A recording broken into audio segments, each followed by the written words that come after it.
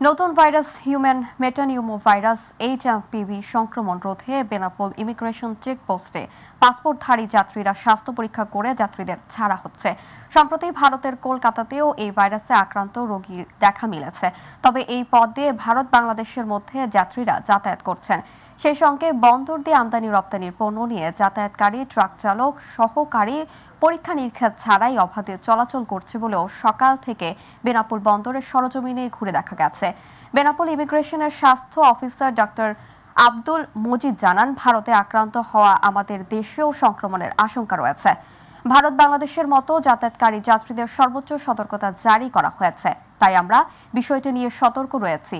জনসমাগম বেশি হয় এমন স্থানে মাস্ক পরিধান করা ও হাত ধোয়ার অভ্যাস করলে এটি প্রতিরোধ করা সম্ভব।